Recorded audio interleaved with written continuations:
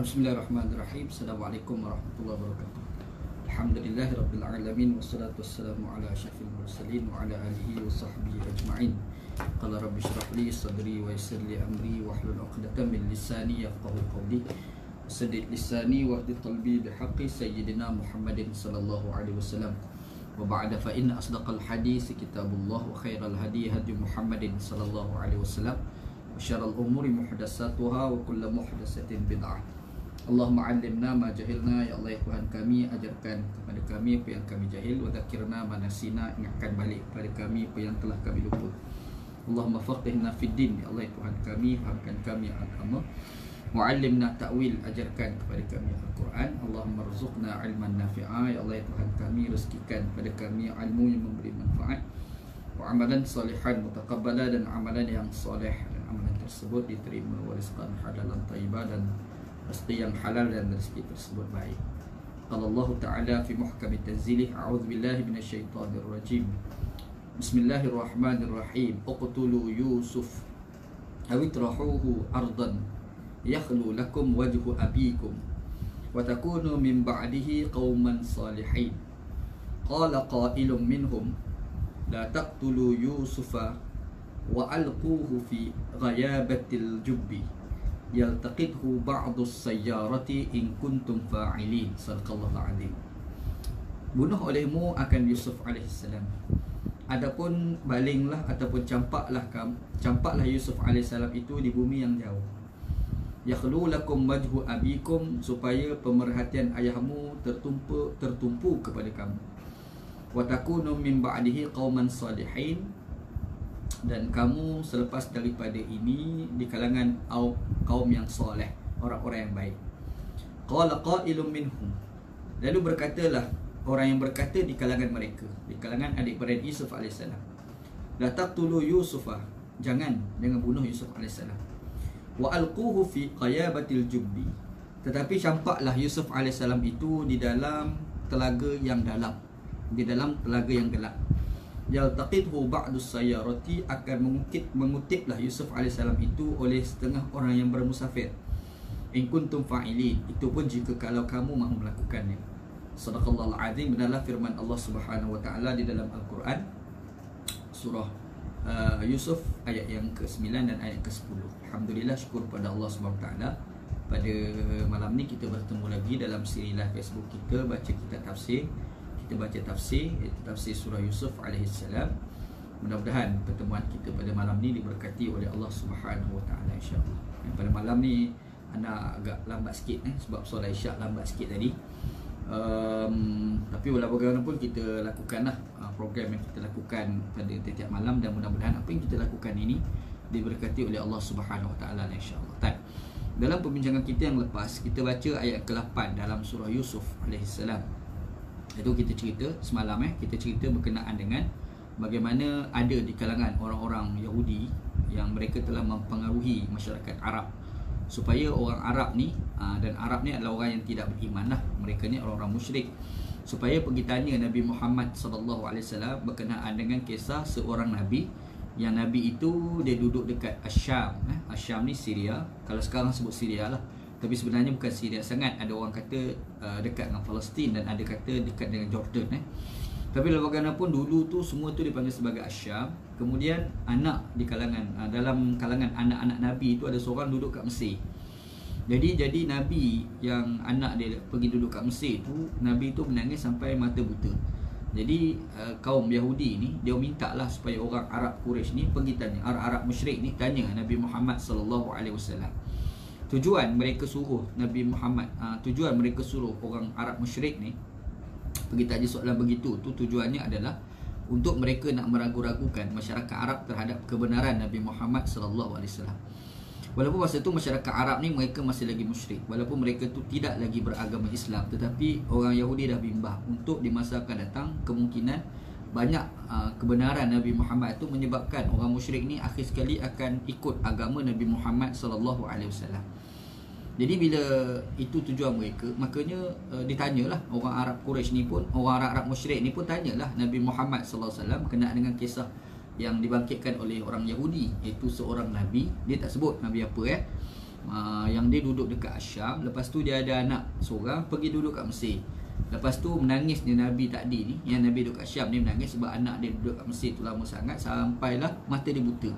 Jadi Nabi Muhammad SAW ni bila ditanyalah soalan-soalan sebegitu, Nabi Muhammad terus jawab dengan turunnya Al-Quran. Kan Allah Subhanahu Wa Taala sebutlah ayat Quran bahawasanya kisah walaqad fi Yusuf wa akhuhu wa ikhwatihi ayatul lisailin. Dia merupakan tanda-tanda sesungguhnya apa yang berlaku pada Yusuf alaihissalam dan juga kepada adik-beradik Yusuf alaihissalam itu merupakan tanda-tanda yang boleh jadi pengajaran kepada orang yang bertanya. Dan orang bertanya di sini ni dua lah. Yang pertamanya adalah orang Yahudi dan satu lagi adalah orang-orang Arab yang terpengaruh dengan Yahudi. Jadi pengajaran. Lepas tu Allah Ta'ala sebut pula sambungan ayat lah. Allah Ta'ala kata ketika mana berkata mereka, mereka tu keluarga Yusuf, adik-beradik Yusuf AS lah. 12 orang adik, 11 orang adik-beradik pada Yusuf AS. Jadi termasuk dengan Yusuf ni jadi 12 orang. Jadi 11 orang ni 10 orang, bukan 11 10. Sebab ada seorang lagi adik kepada Yusuf AS nama Bunyamin, itu bersama dengan Yusuf AS. Jadi 10 orang adik-beradik ni dia pergi tanyalah, dia pergi bagi tahulah la Yusuf wa akhuhu ahabbu ila abina minna wa nahnu usbatun inna abana la fi dhalalin mubin. Kata mereka Yusuf AS dan adik dia iaitu Bunyamin itu, bapa kita sayang sangat kepada mereka berbanding kita. Sedangkan kita ni adalah usbah, kita ni yang paling kuat, kita yang paling patut disayangi oleh ayah.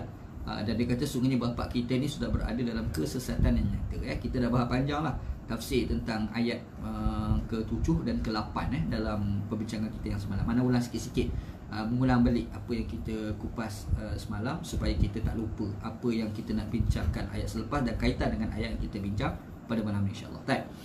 Jadi dalam ayat ni pula, yang tu ayat yang ke-7 dan ke-8, dan hari ni kita nak baca ayat ke-9. Kalau boleh lajak sampai ke-10 tu lagi baiklah, insyaAllah.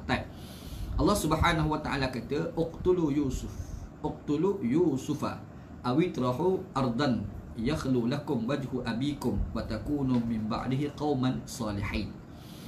Kata salah seorang di kalangan adik-beradik Yusuf alaihissalam ni, dia kata bunuhlah Yusuf ni. Yusuf ni kalau kita tengok kita ni dah dengki sangat dah. Kita ni cemburu, asalnya cemburu dah dengan Yusuf alaihissalam. Sebab bapa ni sayang sangat kepada Yusuf alaihissalam lebih daripada kita. Cuma sampai satu tahap ni dah jadi dengki, makanya mereka ni idea yang mereka lakukan adalah nak bunuh pula. Jadi dalam ramai-ramai tu cakaplah bunuh Yusuf AS. Kita bunuhlah Yusuf. Bunuh olehmu akan Yusuf AS. Awitrahu ataupun campak Yusuf AS ni ardan, dekat bumi yang lain. Nanti kita akan bahas tafsir yakhlu lakum baju abikum, yang kemudian akan ikhlaslah senyuman bapa kamu ni kepada kamu. Sebelum ni senyuman bapa tu kepada kamu ni macam tak ikhlas. Yang ikhlas ni nampak pada Yusuf AS. Tapi kali ni bila Yusuf AS dah mati ataupun Yusuf AS ni dah jauh daripada bapa dia, lepas ni mungkin bapa Yusuf Yaqub AS ni akan senyum kepada kita ni adik-beradik 10 orang ni dalam keadaan ikhlas lah. Bukan seperti memberi senyum kepada Yusuf AS, dah tak bagi dah senyum kepada Yusuf sebab Yusuf dah tak ada. Jadi senyuman ikhlas tu akan diberikan kepada kita, begitu. Wa takunu min ba'dihi qauman salihin. Lepas daripada ini, maksudnya lepas daripada Yusuf AS dibunuh ataupun selepas daripada Yusuf AS dibuang dekat negara yang jauh, selepas ini kita ni, kamu ni akan jadi kaum yang soleh, orang-orang yang baik. Kata ayat ni. Okey, ayat ni kalau kita tengok ayat yang ke-8, dalam ayat ke-8 Allah Subhanahu Wa Taala nyatakan bagaimana adik-beradik Yusuf rasa bahawasanya ayah ni lebih sayang kepada Yusuf berbanding mereka. Maka disebabkan itu mereka ni timbul perasaan dengki terhadap Nabi Yusuf AS. Itu asal ayat yang ke-8. Ayat ke-7 ke-8 kita bincang itu semalam, yang kita bincang semalam digambarkan bagaimana adik-beradik Yusuf AS ni nampak yang bapa dia Yaqub AS sayang Yusuf lebih daripada mereka. Jadi bila sayang tu sampai satu tahap, bila Yaqub AS menampilkan sayang begitu tu menyebabkan adik-beradik ni timbul perasaan cemburu. Daripada cemburu pergi pada dengki. Bila dengki tu makanya mereka pun melakukan satu perancangan jahat. Jadi ayat yang kita baca ayat ke-9 ni, inilah permulaan bermulanya perancangan jahat yang dilakukan oleh adik-beradik Yaqub, adik-beradik Yusuf AS terhadap Nabi Yusuf AS. Maka Allah Subhanahu Wa Taala pun katalah uqtulu Yusufa. Maka berkatalah mereka, salah seorang di kalangan mereka tu kata bunuhlah Yusuf AS. Gitu. Yang pertama, dalam tafsir ni Allah Ta'ala sebut uqtulu Yusufa. Patutnya kalau kita tengok susunan ayat, patut kena ada qala lah kat depan tu. Qala al-qail minhum ke, contohlah kan. Sepatutnya telah berkatalah orang yang berkata di kalangan mereka. Tetapi dalam ayat ni dia tidak dimulakan dengan qala, tapi terus kepada uqtulu Yusufa, bunuh olehmu akan Yusuf. Jadi bila dia terus ayat terus bunuh olehmu akan Yusuf, persoalan ni siapa yang suruh? Yang cakap suruh bunuh, suruh serang, suruh bunuh Yusuf AS tu. Yang cakap minta supaya suruh bunuh Yusuf AS. Orang yang cakap tu siapa ni? Jadi dalam ayat ni dia tak jelas, dia tak sebut siapalah. Cuma secara dasar kita akan nampak bila suruh bunuh itu adalah gambaran dengki tu dah membuah dah. Dengki tu bukan biasa-biasa dah. Dengki tu dah membesar dah, sehingga sampai satu tahap mereka rasa membunuh adik mereka tu sebagai benda yang kena buat. Dengki. Sebab tu Islam ni agama yang cukup melarang kita berdengki. Tak boleh berdengki.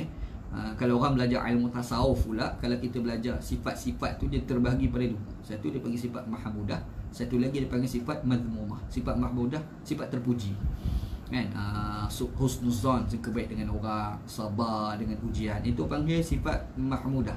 Tapi di sana ada sifat madhmumah, sifat-sifat tercela, sifat-sifat terkeji. Antaranya adalah sifat dengki. Dengki ni antara yang sifat keji. Sebab apa? Sebab dengki ni kalau melampau sangat sampai satu tahap, dia boleh sampai sanggup nak membunuh orang. Dia sanggup nak bunuh orang. Dan inilah yang berlaku kepada adik-beradik Yusuf AS. Mereka nak bunuh. Jadi bila timbul nak bunuh, maka di situlah timbul mereka ni berbincang sesama mereka. Jadi dalam perbincangan itu maka timbullah ayat uqtulu Yusufa. Kita ni susah sangat, kita bunuh Yusuf lah, kita bunuh. Cuma dalam kitab tafsir disebut orang yang mencadang ikan itu tu siapa, yang berkata bunuh Yusuf AS. Jadi ada sebilangan ulama tafsir kata yang berkata itu salah seorang daripada 11 orang adik salah seorang daripada 10 orang adik-beradik Yusuf AS.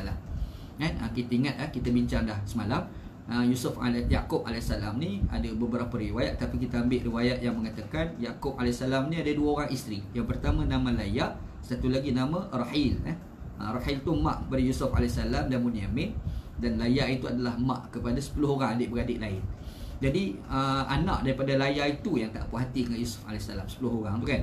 Adapun yang Bunyamin dengan Yusuf ni tak jadi isu lah. Mereka tak ada timbul isu. Isunya adalah mak anak kepada Laya 10 orang tu dengki kepada anak kepada Rahil, iaitu dengki kepada Yusuf AS. Cerita dekat situ. Jadi 10 orang tu adik-beradik tu, salah seorang di kalangan mereka tu dikatakan memberi cadangan supaya bunuh Yusuf AS.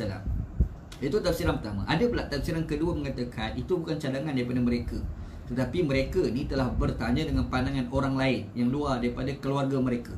Pergi jumpa keluarga mereka, pergi tanya mereka ni macam mana ni, dia pun bercakap dia inilah uqtulu Yusuf, bunuhlah Yusuf AS. Jadi bila suruh bunuh, uqtulu, bunuh olehmu. Uqtulu ni kalau orang belajar bahasa Arab dia panggil kalimah jamak.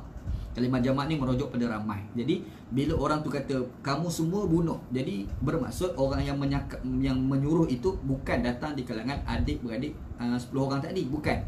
Maka ada orang tafsirkan yang dikatakan menyuruh itu adalah orang luar daripada keluarga Nabi Yaqub AS. Ada tafsir lagu tu. Tapi bila kita semak dalam kitab-kitab tafsir, majoriti ulama-ulama tafsir mengatakan sebenarnya yang bercakap itu salah seorang daripada 10 orang adik-beradik Yusuf AS.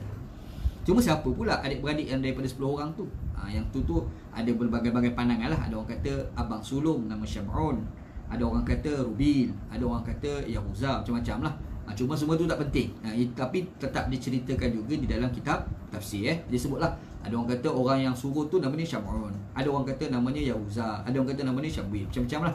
Tapi sebenarnya tu tak ada apa pun, tak ada. Cuma sekadar diceritakan dalam kitab tafsir dan anda sebut pada malam ni sebagai pengkongsian ilmu. Lepas tu dia bukan sekadar dia kata uqtulu Yusufa, kita bunuh Yusuf. Rupa-rupa bukan satu dia cadangan, dia cadangan kedua, awit rahu ardan. Kalau kita tak nak bunuh, kita campak Yusuf AS ni dekat bumi jauh. Ardan. Kalau orang belajar bahasa Arab, ini untuk orang belajar bahasa Arab lah. Kalau ada yang menonton ni di kalangan yang faham bahasa Arab, mungkin boleh ambil penambahan sikit lah. Dalam ayat ni guna itrahu ardan.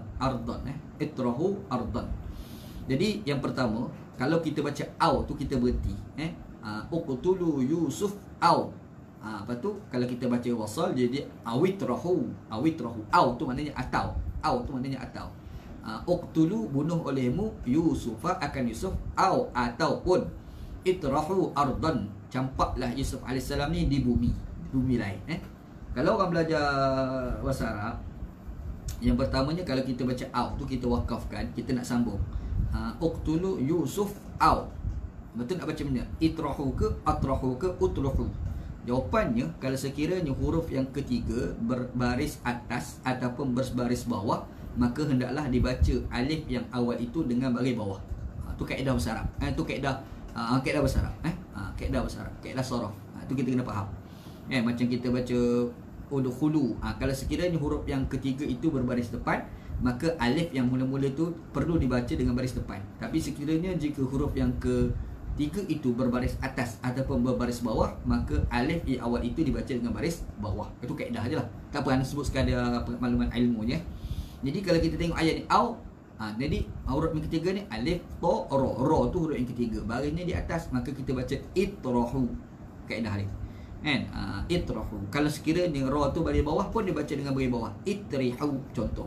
Tapi kalau ra tu baris depan, maka baca utruhu. Ni kaedah bahasa Arab. Satu. Yang kedua, dalam ayat ni last sekali ardan. Ardan tu dibaca baris atas lah. Ini segi bahasa Arab ni dia panggil mansub binas al-khafid. Mansub binas al-khafid, itulah kaedah nahwu. Dibariskan atas kerana dibuang huruf jar.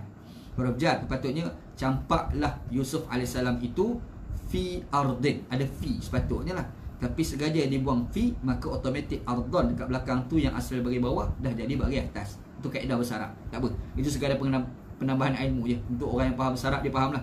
Yang kita tak faham bahasa Arab, mungkin apa benda Ustaz ni syarah kan. Tak apa. Jadi ayat ni dia kata itrahu ardan, campaklah Yusuf AS kat bumi lain. Bumi lain, ardan. Jadi bumi yang dimaksudkan ardan tu, apa maksud ardan? Sebab menarik dalam ayat ni Allah Subhanahu Wa Taala kata awitrahu ardan, dia guna bagi dua. Ardan bagi dua. Kalau contoh disebut awitrahu al-ardo, alif ada alif lam kat depan, lepas tu bagi satu, ada makna yang lain. Tapi dalam ayat ni dia tak kata itrahuhul ardo. Tak, dia tak sebut itrahuhul ardo. Tak, dia sebut itrahuhu ardan. Ardan bagi dua. Jadi di situ tu bila dia bagi dua, di situlah lahir penafsiran pelbagai dalam kalangan ulama Islam. Itulah bahasa Arab. Bahasa Arab ni kebari pun ada penafsiran. Dah jadi tafsir lain. Kalau ada ilam lain, bagi atas satu baris, bagi dua je dah ada cerita ni. Itu segi, inilah istimewa bahasa Arab lah. Tak apalah nak cerita je tak. Jadi apa maksud ardan di sini? Ada ulama tafsir yang dikatakan ardan di sini adalah jauh yang tidak diketahui oleh Nabi Yaqub AS. Itrahuhu ardan, campaklah Yusuf AS di bumi lain. Maksudnya adalah satu tempat yang Yaqub AS tak tahu bumi tu kat mana, negeri tu kat mana, tak tahu. Satu. Ada pula tafsiran kedua kata tempat yang dimaksudkan itrahuhu ardan, campak dekat tempat lain, bumi lain, negeri tu jauh. Kalau sekiranya Yaqub AS nak pergi pun tak sampai. Itu maksudnya. Maksud ada dua tafsiran lah. Yang dikatakan ardan di sini, yang pertama negeri yang jauh yang Nabi Yaqub AS tak tahu tempat tu kat mana. Yang kedua, itrahuhu ardan, cadangan mereka ni campak dekat bumi lain. Bumi tu jauh sangat sampai Yaqub AS kalau nak pergilah. Andai Yaqub AS nak pergi cari ni memang tak tercari, memang tak tersampai situ. Ada dua tafsiran. Maksudnya mereka ni memang betul-betul nak pisahkan Yusuf AS daripada Yaqub AS. Sebab tu nombor satu, cadangan ialah bunuh. Yang kedua, kita jauhkan Yusuf daripada bapa ni sampai satu tahap kalau Yaqub nak cari ni tak jumpa. Tak jumpa tu macam mana? Sama ada jauh sangat sampai Yaqub tak sanggup nak pergi, ataupun jauh sangat tu Yaqub AS tak tahu negeri tu kat mana.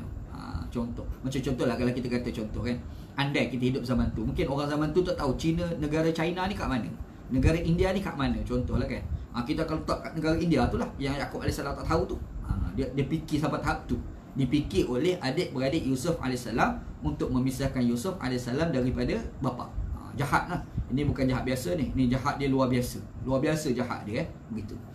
Tak.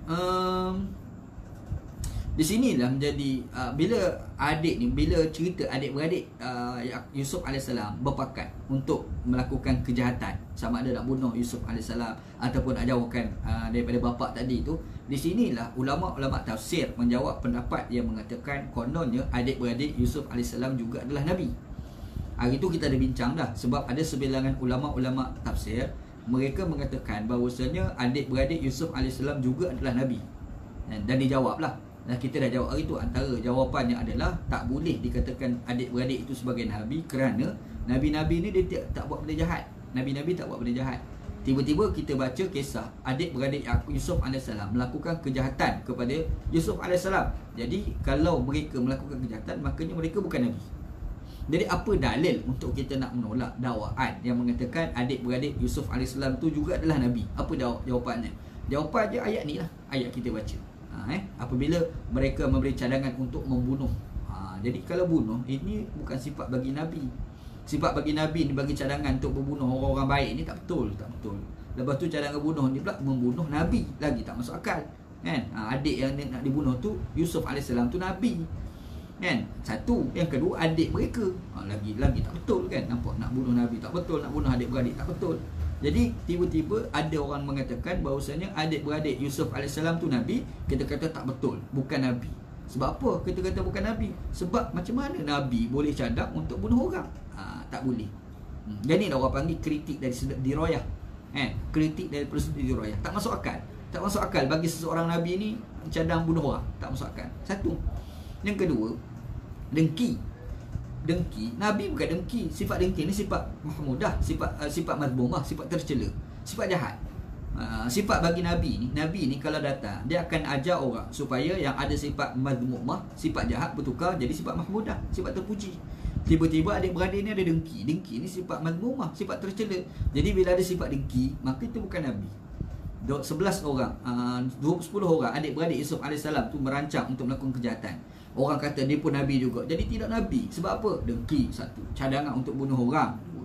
Lepas tu kalau tak bunuh pun nak jauhkan daripada bapa. Yusuf ni dijauhkan daripada bapa. Maksudnya dia ada usaha untuk memutuskan hubungan silaturahim antara bapa dengan anak.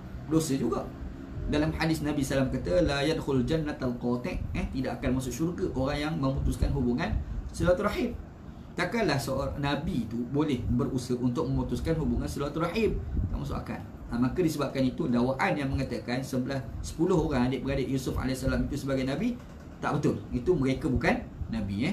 Apa lagi? Kalau kita baca dalam ayat sambungan nanti, mereka bohong pula Yaqub AS. Bagi tahu Yaqub, adik ni sebenarnya telah dimakan oleh serigala lah. Apa itu kita akan bincang lah. Kita akan masuk ayat tu nanti kan. Ayat ke-13, 14 nanti kita akan jumpa ayat tu. Jadi mereka dah berbohong kepada Yaqub AS. Macam mana seseorang Nabi boleh dikatakan berbohong? Jadi tak masuk akal. Tak masuk akal. Jadi ayat ni yang kita baru baca sikit ni, dia kata uqtulu Yusuf awitrahu ardan. Bunuh Yusuf AS ataupun campak dekat bumi yang jauh. Di situ tu sudah menjadi bukti bahawasanya adik-beradik Yusuf AS, kalau ada ulama tafsir kata Nabi, jawabnya mereka ni bukan Nabi. Tak betul. Sebab apa? Sebab mustahil Nabi melakukan kejahatan yang kita sebut tadi. Tak boleh begitu. Okey. Jadi dia bagi cadangan. Cadangannya apa dia? Bunuh Yusuf. Ataupun kalau tak bunuh, kita campak kat bumi lain. Campak bumi lain. Bila campak tu, yakhlu lakum wajhu abikum. Dia kata di situlah yakhlu. Yakhlu ni apa makna yakhlu lakum wajhu abikum? Asal makna yakhlu ni khulu ni maksudnya apa nak terjemah? Ceria. Dia ceria ni ada satu ceria buat-buat, satu lagi ceria ikhlas. Ada orang ni dia ceria tapi dia buat-buat ceria. Sembang nampak macam ceria tapi sebenarnya hati dia menangis. Ada orang lagu tu. Ada satu lagi ni, dia memang ceria. Ceria tu memang datang daripada jujur dia.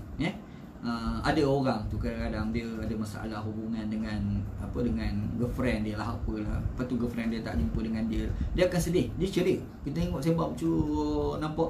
Tapi sebenarnya dalam keceriaan dia tu, kita nampak dia tak ikhlas dalam ceria. Tak ikhlas. Ikhlas tak ada dalam dia ceria tu. Ada satu lagi, orang tu kita tengok dia ceria tu memang dia jujur, memang ikhlas. Ni memang dia ceria sungguh-sungguh. Jadi masalah yang dilihat oleh adik-beradik Yusuf AS kepada bapa dia Yaqub AS, kalau sekiranya Yusuf AS tu ada adik-beradik, bapa ni Yaqub AS, ceria dia tu jujur. Ceria tu jujur. Nampak kalau berhubung dengan adik ni, cara dia ceria seronok tu, nampak ni jujur tu. Tapi bila dengan kami ni, dengan adik-beradik ni pula, ceria juga tapi nampak macam tak jujur. Nampak tu, agak-agak tu nampak. Macam tu Yalah, hamba Allah ni sayang pada adik lebih daripada yang lain. Memang sayang sungguh lah kelebihan keistimewaan yang ada pada Yusuf AS.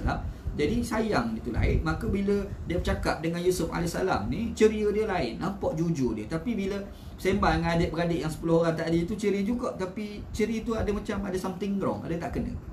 Jadi disebabkan itu penggunaan ayat di sini, yakhlu lakum wajhu abikum. Yakhlu lakum wajhu abikum. Ceria pada kamu wajah bapak kamu. Jadi wajhu yakhlu di sini itu ceria macam mana? Ceria yang jujur dipanggil. Ceria yang jujur. Jadi ni masalah cara orang jahat fikir. Ni orang jahat fikir. Dia fikir macam mana? Dia kata sekarang ni ayah kita ni kalau ada Yusuf AS, dia tu ceria dengan Yusuf AS tu jujur, tapi dengan kita tak jujur. Maka macam mana nak buat? Gini, kita jauhkan Yusuf daripada bapa kita, makin lepas pada tu ayah ni akan ceria dengan kita lah. Cara fikir tu tak betul. Cara fikir tu berlaku kepada adik-beradik Yusuf AS. Jadi kita bunuh Yusuf, ataupun kita bagi jauh Yusuf AS. Makanya bila jauh daripada bapa tadi, ya, kalau Yusuf ni jauh daripada bapa, makanya nanti bapa ni akan ceria dengan kita dengan jujur. Maka disebut yakhlu lakum wajhu abikum. Akan kelihatanlah keceriaan wajah bapa kamu ni kepada kamu. Ni kata ni lah orang yang bagi cadangan sama ada bunuh ataupun menjauhkan adik-beradik daripada bapa tadi. Begitu. Bukan sekadar tu, dia kata pula, dia kata nanti kalau kita perambat jauh, ada keuntungan yang pertama, bapa akan ceria kepada kita. Satu. Yang kedua dia sebut juga, wa takunu min ba'dihi qauman salihin. Kamu lepas daripada kita bunuh ataupun lepas daripada kita buang jauh Yusuf AS ni, kamu ni lepas ni akan jadi kaum yang soleh. Kaum yang soleh. Maksud soleh sini maknanya taubat lah. Ada beberapa tafsiran. Dia manusia ni kadang-kadang dia berfikir beragama dengan cara akal, dia bukan cara ajaran Tuhan. Tu masalah juga. Ada manusia ni cara fikir dia tu bukan cara Tuhan ajak tu. Cara fikir dia tu cara logik dia. Fikir agama dengan cara yang salah. Dia rasa agama dah, tapi agama tak ajar pun macam tu. Ada orang macam tu. Anak misal contoh. Ada orang ni dia tak solat sekali.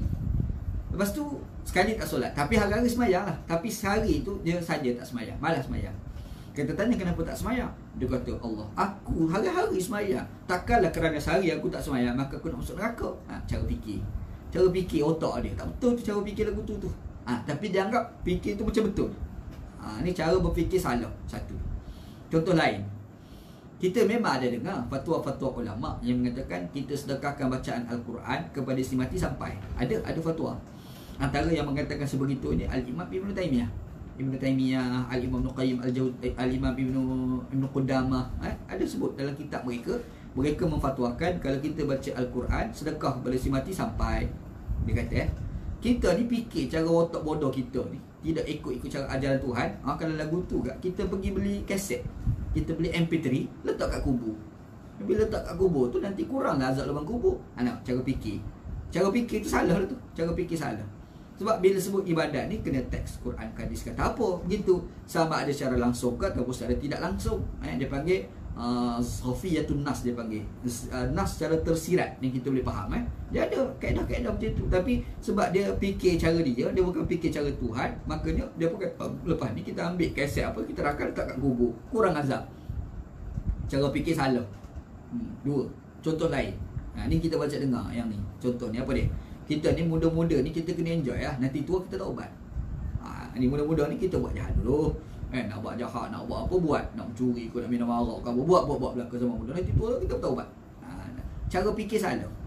Rupa-rupa cara fikir salah ni Allah Ta'ala sebut dalam ayat ni. Mereka kata apa? Kita bunuh Yusuf AS. Ataupun kalau tak nak bunuh Yusuf, kita campak dia kat jauh. Lepas kita campak jauh tu, lepas dia ada untung. Untung dia apa dia? Bapa kita ni ceria dengan kita dengan ikhlas. Ikhlas bapa kita dengan kita dalam berceria. Ada satu lagi, tu yang kita buat dosa, tak apa, lepas ni kita taubat. Wa takunu min ba'dihi qauman solihin. Jadilah kamu selepas daripada ini kaum yang soleh. La ilaha illallah. Maksudnya kita ni buat lagu tu, lepas ni kita taubat, jadi orang baik lah. Lepas tu dosa-dosa tu tak apalah, kita taubat dah. Cara fikir salah. Orang yang bagi cadangan tu pun jahat. Bagi cadangan macam tu jahat. Kita ni kadang-kadang ada kawan memberi nasihat kepada kita, nasihat yang baik. Jadi nasihat yang baik kita dengar, kita ikut nasihat yang baik. Tapi ada kadang-kadang di kalangan kawan ni, dia bagi nasihat tak baik. Dia bagi nasihat, antara contoh nasihat tak baik macam ni, bodoh ya Yusuf ni, buat Jawa. Nanti bapak kamu sayanglah kamu. Lepas tu yang kita buat dosa tak apa, lepas ni kita taubat. Jadi baik lepas ni. Cara fikir salah.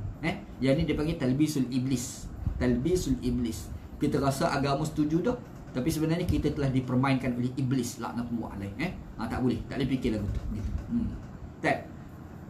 Qauman salihin, kamu akan jadi kaumnya soleh. Jadi kamu bertaubat, lepas tu jadi baik. Dia fikir lagu tu. Soleh di sini tu ada dua tafsiran ulama. Yang pertama, ada ulama tafsir kata soleh di sini maksudnya mereka jadi orang bertaubat. Maksudnya kita bunuh orang lah apa tu, nanti kita akan jadi orang bertaubat kepada Allah. Ada pula orang kata soleh di sini maksudnya hubungan dia dengan bapa jadi baik. Ada tafsir lagu tu lah. Ada ulama tafsir kata kalau dia bunuh Yusuf AS ataupun dia pergi letak Yusuf AS jauh, nanti hubungan 10 orang adik-beradik dengan bapa ni makin baik. Ada tafsir lagu tu lah.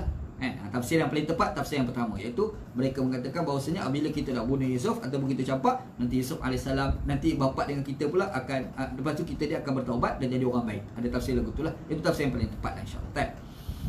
Habis ayat yang ke berapa? Ayat yang ke-9.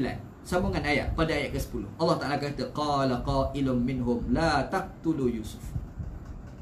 Yang atas tu bagi cadang, bunuh Yusuf ni. Okey, kalau tak bunuh pun kita campak kat jauh. Tapi dalam ramai-ramai tu adik-beradik dia dengar, berasa tak setuju. Maka dia kata qala qailum minhum, maka berkatalah orang yang berkata di kalangan mereka, la taqtulu Yusuf, jangan bunuh Yusuf. Tak boleh bunuh, tak boleh bunuh. Tak boleh. Kita ni Syekh, orang yang tak pernah buat jahat, tiba-tiba buat jahat, dia akan rasa bersalah. Kita tak nak buat jahat, tiba-tiba hari pertama kita buat jahat. Masa tu kita rasa bersalah macam-macam. Kan? Anak sendirilah cerita pengalaman anak sendiri. Masa ngaji, masa ngapa Quran dulu, umur 13 tahun dekat Institut Pendidikan Al-Balaghul Mubin, hafal Quran. Masa-masa tu belajar, anak naik basikal. Ada satu basikal lah, mak ayah beli ni. Daripada asrama nak pergi ke masjid tu jauh. Lebih kurang dia kan, lebih kurang dalam 2 km lebih kurang. Naik basikal pergi. Naik basikal. Tiba-tiba basikal kita ni tayar tu ada masalah, skru tu cabut. Dan cabut tu hilang. Jadi kita fikir macam mana nak buat skru. Lepas tu bengkel basikal tu tak ada. Dia kalau tu kena tunggu kat luar pula. Nak keluar tu pula minta izin daripada ustaz lah, orang dan panjang cerita. Jadi fikir last sekali kita pergi dekat tempat timpan basikal tu, banyak-banyak basikal. Kita pergi ambil skru dekat basikal orang lain. Basikal orang lain tu ada skru, kita pergi ambil skru, bawa kat skru kat basikal kita. Basikal kita naik elok lah, kawan tu pula jadi tak elok basikal. Anak ni masa tu lah cerita, masa kecil dulu, umur 13 tahun dulu, buat macam tu lah. Pergi dekat masjid semayang asar. Masa semayang asar, tapi semayang asar duduk tu menung. Tak pernah mencuri, hari tu start mencuri. Rasa bersalah sangat-sangat. Kita tak pernah mencuri, tiba-tiba mencuri. Dia rasa bersalah. Ada lagi. Lucu. Okey, tak apa. Biasalah Melayu UMNO ni memang macam tu. Bapak Melayu UMNO ni baca lebih dari AP lagi. Tak. Jadi bila jadi macam tu kita rasa bersalah. Kita menolak. Sebab apa kita boleh terbenam? Kenapa kita boleh bersalah? Sebab kita tak pernah buat jahat. Makanya bila kita balik tu, sampai dekat tempat basikal tu, kita ambil skru tu, letak balik kat skru hamba Allah tu balik. Sebab apa? Sebab rasa bersalah. Tak pernah mencuri, tiba-tiba mencuri, jadi bersalah. Kita ni bila macam contoh lain, air kencing. Ada orang boleh minum air kencing? Ada. Tapi pernah tak kita fikir, orang yang tak pernah minum air kencing, mula-mula sekali minum kencing dia muntah. Tapi kalau dia ambil sekali dia minum, dia tak minum satu gelas, dia minum satu sudu. Satu. Dia rasa macam nak muntah. Tapi dia gagah lagi. Gagah. Bila banyak kali, last kali bukan satu sudu, satu gelas boleh minum. Sebab tu, maksiat dan dosa ni, jangan start belajar nak buat. Jangan start belajar nak buat. Kalau start belajar nak buat, kita rasa bersalah, kita pergi langgar lagi 2, 3 ke. Last kali jadi sebati. Tu bahaya tu. Tapi kita nak cerita, ada satu lagi jenis manusia, dia tak pernah melakukan kejahatan, tiba-tiba buat jahat, dia rasa bersalah. Serupalah bila orang cadang bunuh Yusuf AS. Adik-beradik tak pernah buat jahat, tak pernah buat jahat. Dengki tu adalah dengki. Tapi bila bagi cadangan bunuh, terbenam. Dalam ramai-ramai adik-beradik tu, terbenam. Jadi bila ada bagi cadangan, uqtulu Yusuf, bunuh Yusuf ni, dia kata dah. Qala qailun minhum, ada di kalangan mereka kata la taqtulu Yusuf, tak boleh, jangan bunuh Yusuf AS, tak boleh. Sebab apa? Sebab tindakan itu dia dah rasa bersalah. Kalau bunuh ni kita rasa salah sangat, begitu. Itulah bukti bahawasanya dengki ni bahaya. Itu bukti dengki ni bahaya. Orang baik kalau ada dengki, silap 1000 bulan dia boleh melakukan kejahatan. Dia ni baik dah, baik, Masya Allah, okey, semua okey dah. Tiba-tiba ada dengki. Bila dengki tu, disebabkan baik dia, bila ada dengki, dia rasa tak bersalah nanti. Takut-takut dia sanggup nak melakukan satu kejahatan. Maka bila kita faham kat situ, tak peliklah Nabi Muhammad SAW ni marah sangat dengan sifat dengki. Siapa dia yang mencadangkan itu, yang mencadangkan supaya jangan bunuh tu? Itu pun banyak ulama-ulama tafsir sebutlah. Ada orang kata orang tu adalah Rubil, ada orang kata nama dia Syam'un, ada orang kata nama Yahuza, wallahu a'lam. Itu semua tak penting lah, nama-nama tak penting. Yang ada dalam kitab tafsir ni pun dia quote ambil daripada kitab Israiliyat lah gitu. Baik. Rashid Ridha ni dia sebut lah, dia kata kenapa tidak disebut nama-nama dalam Quran kan? Qala qailun minhum, telah berkatalah orang yang berkata di kalangan mereka. Siapa dia? Nama tidak disebut. Dia tahulah salah seorang daripada 10 orang adik-beradik tu, tapi nama tak sebut. Rashid Ridha ni bahas. Dia kata Tuhan ni tidak sebut nama-nama ni kerana tak ada faedah pun, dan tidak ada pengajaran pun kita boleh ambil. Tak boleh ambil pengajaran. Tetapi daripada kisah ni kita boleh ambil pengajaran. Membunuh tu pasti akan ada yang tidak setuju. Yang tu Imam Rashid Ridha nak sebut dalam kitab Al-Manah. Dia kata memang tak sebut. Siapa orang yang bagi cadangan jangan yang bantah cadangan bunuh tu, kita jangan bunuh. Qala qailun minhum la taqtulu Yusuf, jangan bunuh Yusuf. Tak tahu siapa. Nama orang cakap siapa dia, adik yang mana, tak tahu. Tetapi kenapa tak disebut? Rashid Ridha kata tak ada faedah pun. Sia-sia je kalau sebut nama pun, bukan ada faedah pun. Tetapi pengajaran kita boleh ambil daripada ayat ni, kalau ada cadangan membunuh, pasti akan ada orang yang tak bersetuju. Pasti akan ada. Dia mesti ada. Contoh mudah kita kena ingat kat Malaysia ni, ada apa dia pakai penal code undang-undang tu kan, hukum bunuh kepada hukum membunuh lah, ada hukum bunuh. Kita kalau bunuh orang berjaya dibunuh dengan sengaja, maka dijatuhkan hukuman bunuh kan. Pernah tak kita fikir ada badan tertentu dalam Malaysia ni pergi bantah kita tak boleh bunuh, jahat macam mana pun tak boleh bunuh. Sebab apa? Sebab nyawa ni kerja Tuhan. Makanya kita letak dalam penjara seumur hidup cukup lah, bunuh jangan. Ada cadangan. Sebenarnya pengajaran tu kalau kita fikir balik hak berlaku dalam dunia ni, benda ni pernah disebut oleh Rashid Ridha. Bila? Semasa dia menafsirkan ayat kita ni. Bila ada cadangan bunuh Yusuf AS, betul lah suruh bunuh. Tapi dalam ramai-ramai adik-adik 10 orang tu ada seorang bantah, jangan bunuh, jangan bunuh. Jangan bunuh kan? Jadi Rashid Ridha kata di sini kita akan faham apabila timbul hukum apabila timbul nak bunuh orang, mesti dalam ramai-ramai putera mesti ada yang bantah. Mesti ada bantah. Kata Rashid Ridha. Kan? Secara tak langsung dia boleh belajar situlah gitu. Dan orang ni kadang-kadang dia tak setuju, dia macam-macam. Satu yang cakap terus jangan bunuh. Tapi persoalan, apakah adik-beradik yang lain tu bersetuju? Itu satu persoalan. Sebab orang yang tak bersetuju ni kadang-kadang dia cakap aku tak setuju. Ada pula dia tak setuju, dia diam. Dia diam. Hati tak bersetuju. Ada pula buat-buat tak dengar. Dengar buat tak tahu. Dengar tak dengar. Ada tak nak. Kononnya kalau orang buat keputusan, dia tak terlibatkan keputusan itu, kononnya kan, tapi tak setuju. Ada yang terang-terang bantah terus. Kaedahnya macam tu berlaku kepada manusia. Maka demikianlah berlaku pada adik-beradik Yusuf AS terhadap Yusuf AS. Uqtulu Yusufa awitrahuhu ardan, bunuh Yusuf atau berbuang. Seorang bagi pandangan, dia kata tak boleh, la taqtulu Yusuf, jangan. Lepas tu kalau tak buat nak buat lah. Wa alqauhu fi ghayabatil jubbi. Kita campurlah Yusuf AS tu di dalam telaga gelap. Ghayabat ni daripada kalimah ghaib. Ghaib ni mana ghaib? Hilang, tak nampak. Ghaib. Ghaib ni bukan tak ada. Ghaib ni ada tapi tak nampak. Dia panggil ghaib. Dia panggil al-ghaibiyat macam kita kan. Allah Ta'ala ni antara ghaibiyat. Antara benda ghaibiyat ni malaikat. Malaikat ni ada. Nampak tengok? Tak nampak. Mata fizik kita ni tak nampak. Wujud yang tak nampak daripada ghaib. Jadi ghayabatil jubbi ni maknanya dalam telaga yang orang ada dalam tu orang tak nampak. Tu maksud dia gitu. Campak dalam telaga tu. Yang ni ayat ni antara kita boleh ambil pengajaran. Dia nak ajar kita cara fikir secara ekonomik. Berfikir secara ekonomik. Okey, apa maksud dia? Orang ni Syekh kadang-kadang dia fikir ekonomik. Contoh nak buat KFC ni, dia tidak akan buka kedai KFC dia di tempat yang orang tak makan ayam. Dia takkan buka.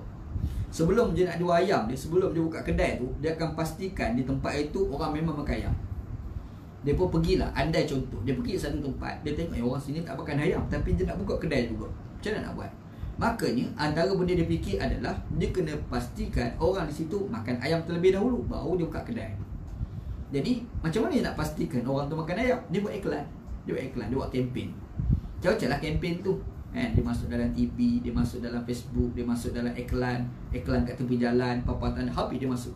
Dia tunjuk gambar orang tengah makan, lepas tu muka pula berkerut sedap. Macam mana dia buat? Dia pun buat kajian-kajian. Dia kata, okey, kalau macam ni kalau kita nak buat iklan, kita akan habis duit sebanyak 5 juta. Contoh, 5 juta. Jadi data orang ahli ekonomi ni, dia akan fikir, macam mana 5 juta belanja tu kita nak kurangkan jadi 3 juta. Kalau kita iklan saja tu nak sampai orang boleh makan ayam tu 5 juta kos dia. Macam mana 5 juta tu kita kurangkan kos daripada 5 juta jadi 3 juta, 2 juta ataupun 1 juta. Macam mana nak buat? Fikir, dia kata boleh. Apa caranya? Caranya kita pergi jumpa dengan syarikat pen, contoh. Jadi dia tengoklah kiraan dia, iklan, PTV, lepas tu banner apa tu 5 juta. Rupa-rupa kita boleh kurangkan kos daripada 5 juta tu mungkin jadi 4 juta. Dan sejuta tu kita boleh kurang kos. Kenapa? Sebab sejuta yang kita bayar untuk iklan tu mungkin 2 juta. Jadi sejuta tu kita kurangkan, iaitu dengan pergi jumpa dengan syarikat pen. Jumpa syarikat pen, tanya syarikat pen, syarikat kilang pen, kos satu batang tu berapa? Dia tanya. Kilang pun kata harga ni dalam RM1 sebatang. Boleh tak? Kamu mahu tak kalau kos kamu lah 50 sen? 50 sen kami bayar. Dia kata okey nak. Tapi apa yang kamu nak daripada kami? 50 sen tu tolong letak lambang KFC dekat pen. Jadi dia kurangkan kos daripada yang 2 juta untuk iklan tu. Sejuta dia boleh jimatkan dengan cara dia pergi cari satu tempat yang murah, iaitu syarikat kilang pen. Jadi dia berfikir secara ekonomi. Jimat. Benda yang sama berlaku pada adik-adik Yusuf AS. Dia berfikir secara ekonomi. Kita ni nak bunuh tak tengok. Okey, kita nak letak kat negara jauh, nak pergi tu ada kos. Jadi macam mana nak buat? Caranya kita pergi cari dia telaga. Kita letak Yusuf AS dalam telaga tu. Bila letak telaga, Yusuf tak ada nak keluar. Bila tak ada keluar, Yusuf dalam tu. Dan telaga tu pula dalam orang pergi bermusafir. Bila lalu orang bermusafir, dia akan ambil ke situ. Jumpa ada budak dalam ni. Dia akan ambil budak, dia pergi musafir bawa jauh. Jadi mereka tak payah pergilah hantar Yusuf. Cukup sekadar letak dalam telaga. Makanya orang yang bermusafir tu akan ambil letak, bawa ke sana. Jadi mereka dah kurangkan kos untuk nak jauhkan Yusuf daripada Yakub. Maksudnya adik-beradik Yusuf AS ni dia ada berfikir secara ekonomik. Dia ada fikir secara ekonomik. Nak jimat belagu mana? Begitu. Kan? Okey, tak apa. Itu satulah pengajaran. Cuma dalam ayat ni dibaca sebagai, dalam ayat dibaca wa alquhu fi ghayabatil jubbi. Dia sebut campaklah Yusuf AS itu di dalam ghayabatil jubbi. Dia ada beberapa qiraat. Ghayabatil jubbi ni yang kita biasalah.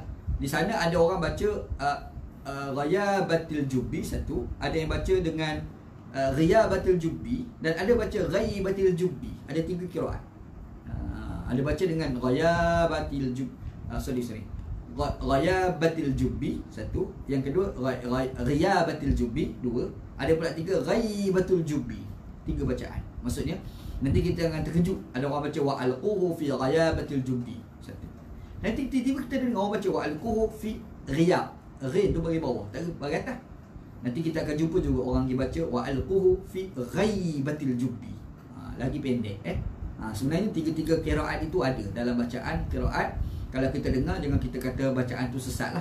Sebenarnya semua bacaan itu adalah diterima lah dalam bacaan Quran. Tak ada apa pun. Yang satu lagi, dia guna kalimah al-jubbi. Wa alquhu fi ghayabatil jubbi. Ghayab tu ada yang kita tak nampak tengok. Al-jubbi tu makna telaga. Jadi telaga yang kalau bubu Yusuf AS dalam tu, orang tak nampak Yusuf AS, tapi Yusuf ada dalam tu. Itu maksud dia, ghayabatul jubbi. Cuma dalam bahasa Arab, kalau kita terjemah al-jubbi, kita buka terjemahan ni kan, dia akan sebut telaga. Telaga dalam bahasa Arab al-bi'ru, itu telaga. Al-bi'ru itu telaga. Tapi dalam ayat ni dia tak kata al-bi'ru, dia kata al-jubbi. Istimewa bahasa Arab. Anak sebut istimewa bahasa Arab kan. Inna anzalnahu Qur'anan Arabiyyan. Ayat yang kedua kita baca itu kan. Kami turunkan kitab itu di dalam bahasa Arab. Kami menurunkan kitab itu yang merupakan Al-Quran dalam bahasa Arab. Lepas tu Asrul Qasas, kisah yang terbaik di situ dalam bahasa Arab. Yahudi takkan faham macam orang Arab faham bila dia baca Al-Quran, kisah Yusuf AS. Jadi antara yang rahsia kita boleh jumpa dalam ayat ni, dia sebut ghayabatul jubbi. Dia tak kata ghayabatul bi'ri. Kenapa dia tak kata ghayabatul bi'ri? Bi'ri tu telaga, jubbi pun telaga. Tapi apa beza di antara al-bi'ru dengan al-jubbu? Al-bi'ri, al-jubbi, apa beza dia? Telaga Al-Bi'ru ni telaga biasa tu lah. Tapi Al-Jubbi ni yang pertama, telaga tu dia punya mulut dia besar. Telaga ni kan ada mulut kecil, mulut telaga tu kan. Satu lagi mulut telaga tu besar. Satu. Lepas tu telaga tu pula dia tidak ada, dia panggil apa? Kalbut apa yang keliling tu. Kita kan bila telaga kita letak keliling untuk kita nak ambil air tu kan, dia ada keliling seming kita letak keliling tu. Kalau orang zaman dulu tu tak seming, dia letak, dia panggil kapur, nak sebut tak erti. Kalau Arab sebut al-butwiyah dia panggil. Orang Melayu panggil apa? Anda tak tahu bahasa Melayu. Kan? Kita telaga tu dia ada keliling dia tu. Dekat mulut telaga tu. Kalbut ke apa panggil tu lah. Anda tak tahu panggil kapur. Kan? Lepas tu ada itu dia panggil al-bi'ru. Tapi al-jubi ni tu tak ada. Dia telaga tu wujud secara semula jadi. Dia bukan wujud tu sebab ada orang pergi buat telaga, tak. Maksud telaga tu memang ada. Gitu, Lepas tu dia dah lah dia besar. Mulut dia tu tak ada, tidak ada binaan lah. Tidak ada seming keliling tu, tak ada. Kalau dulu tak seming, dulu pakai tanah tu kan, tanah liat tu, tak ada. Dua. Yang ketiga, air yang ada dalam tu pula cetek. Yang tu dia panggil al-jubi. Apa tu kita kena faham. Jadi kalau kita baca ayat Quran ni, contoh kalau orang tak reti bahasa Arab, dia akan tengok terjemahan. Dia kata wa alquhu min ghiyabatil jubbi. Dia ikut terjemahan. Kita campaklah Yusuf AS ni dalam telaga yang gelap. Dia pun macam tu. Kita faham telaga rumah kita tu lah, yang ada, yang kecil. Lepas tu ada penutup mulut tu kan. Kita faham macam tu. Rupa-rupa tak? Yang kata ghiyabatul jubbi tu, telaga tu besar. Dia punya mulut telaga tu besar. Lepas tu dalam. Lepas tu dia tak ada mulut tepi tu, dia tak ada binaan tepi dia, mulut telaga tu tak ada. Lepas tu air dalam tu pula cetek. Tu maksud dia. Itu kata ghiyabatul jubbi. Jadi Yusuf AS dia campak dalam tu. Jadi bila air tu cetek, jadi tak lemah lah Yusuf AS tu. Kan? Kalau kita baca terjemahan, kita akan fikir, terlalu ni Yusuf boleh berenang pula dalam tu. Tak, sebenarnya bukan berenang dalam tu. Air tu memang cetek. Air ada, tapi air tu cetek. Begitu. Cerita. Itu maksud ghiyabatul jubbi. Itu asal makna. Lepas tu mereka ni, adik-beradik Yusuf AS ni, dia pergi pilih telaga letak adik tu. Bukan je saja saya letak lah. Bukan sebab terjumpa, dia memang dah rancang siap. Sebab apa? Sebab tengok sama ayat, yaltaqithu ba'dus sayyarah. Sama dengan ayat yang akan mengutip Yusuf AS itu oleh setengah orang yang bermusafir. Akan mengutip Yusuf ni, adik kita ni akan mengutip setengah orang yang bermusafir. Jadi rupa-rupa telaga tu dipilih. Memang adik-beradik dia pilih tahu telaga ni memang orang akan singgah kat situ, ambil air, akan jumpa Yusuf AS. Akan jumpa. Maksudnya telaga tu memang mereka pilih. Mereka dah study siap lah. Bukan maknanya mereka saja nak ambil telaga tu. Dia orang dah study. Telaga ni tak jadi. Telaga ni jadi. Dia pun pilih telaga tu. Ghiyabatul jubbi. Masalah telaga tu kat mana? Wallahu'alam. Kalau buka kita tafsir, ada kata telaga tu dekat Baitul Maqdis. Ada orang kata lagu tu. Ada riwayat kata telaga tu ada kat Jordan. Dan ada orang kata telaga tu beberapa kilometer sahaja daripada rumah Yaqub AS. Wallahu'alam. Itu semua kita tak tahu. Yang ada cerita semua ni riwayat Israeliat belaka lah. Tapi tak apa, kita dengar tu sekadar pengajaran gitu. Tak. Jadi walau bagaimanapun dia pilih telaga tu. Lepas tu dalam ayat ni dia guna sayyarah. Sayyarah ni yang biasa kita faham ni kereta. Sayyarah kan, kereta sayyarah. Kalimah sayyarah daripada kalimah as-sayr. As-sayr ni perjalanan. As-sayr kita biasa dengar di kitab Syiarul A'lamun Nubala. Syiar tu kan.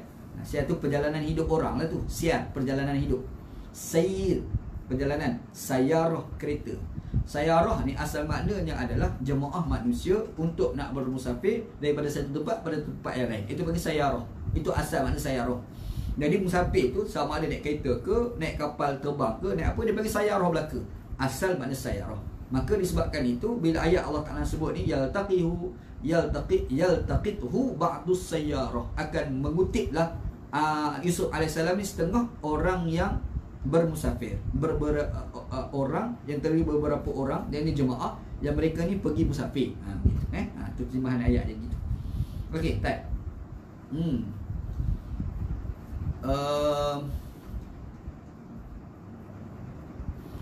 Jadi apabila adik-beradik ni kata yaltaqithu ba'dus sayyar, akan mengutiplah adik kita Yusuf AS beberapa orang yang pergi bermusafir itu.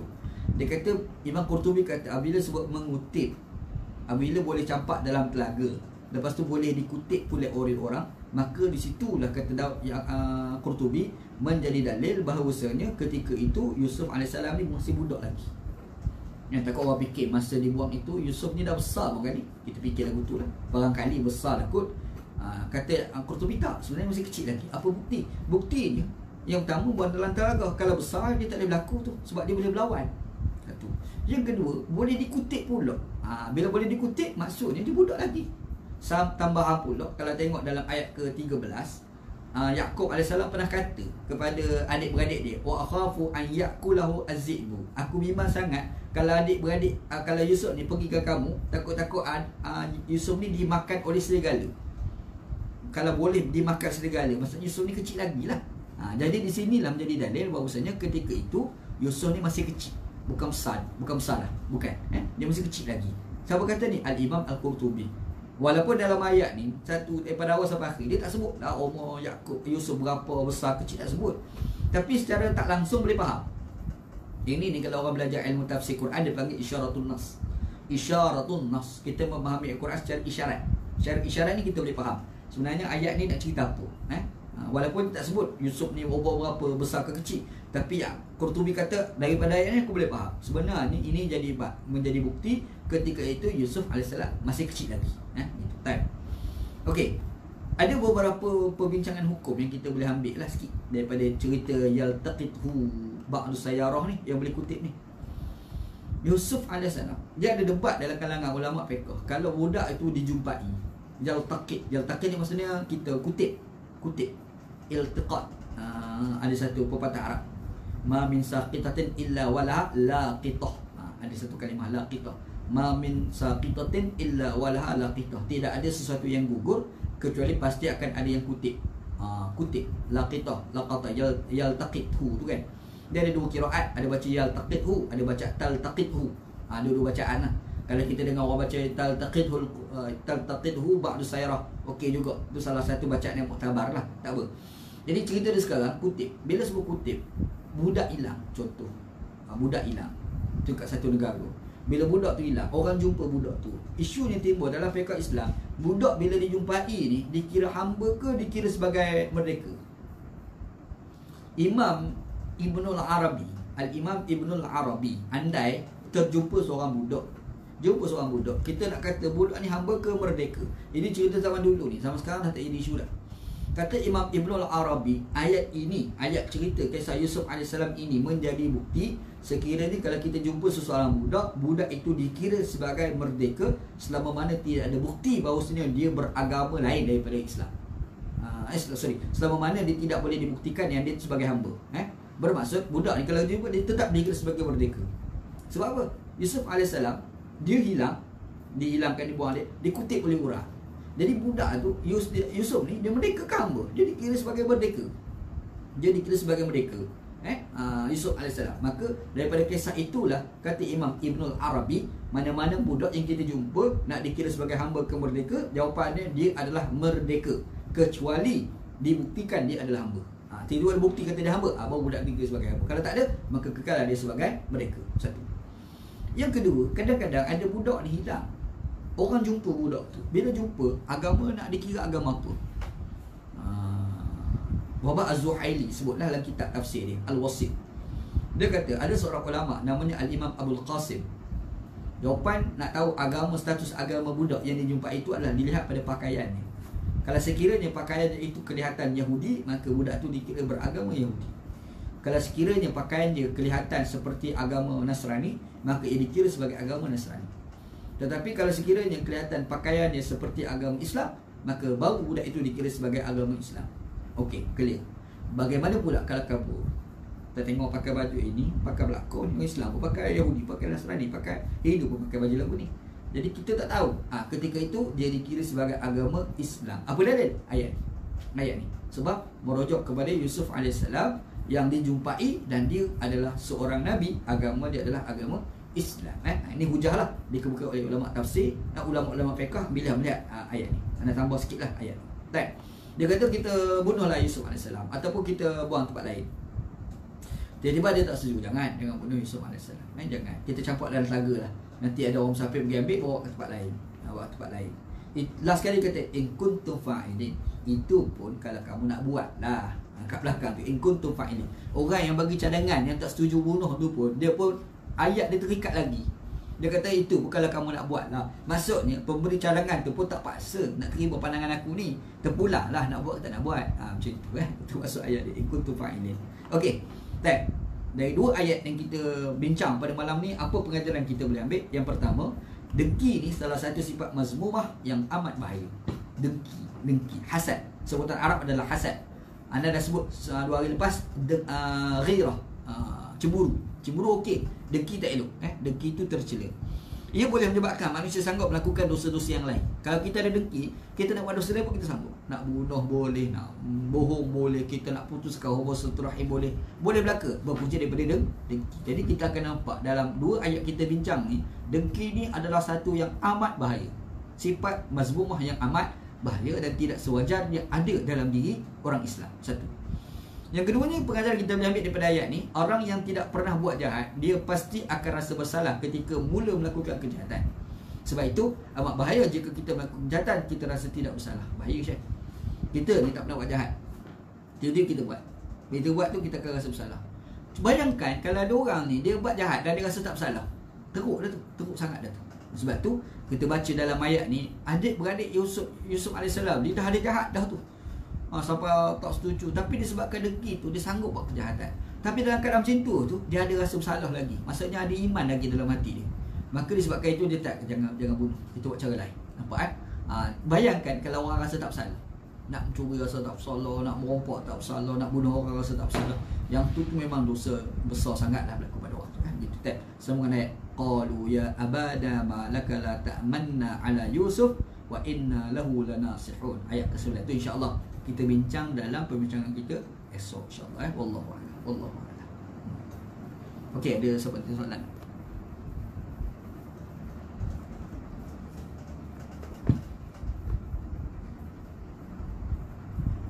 Allah.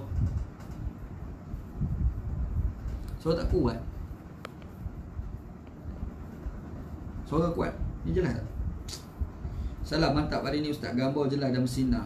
Moga sama-sama dapat ilmu. Handphone ni ada orang bagi hadiah.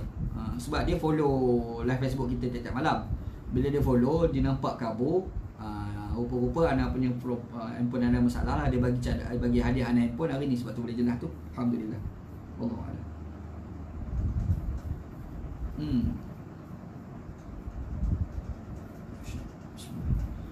Alhamdulillah. Gambar melekat. Selamat maju jaya Haji Wan Ahmadi. Rawang clear. Salam Ustaz. Bersindaran lagi pada malam. Alhamdulillah. Haji Hamdan. Salam. Video clear. Alhamdulillah. Haji Salim. Alhamdulillah. Handsome Ustaz malam ni. Abang Mat. Bapak Isat. Ana Nurwati Daud. Handphone baru. Ada orang bagi semalam. Ana pergi ambil semalam orang bagi handphone. Alhamdulillah. Dia suruh Ana awak live pakai handphone ni. Sebab dia kata handphone Ana tak clear. Alhamdulillah.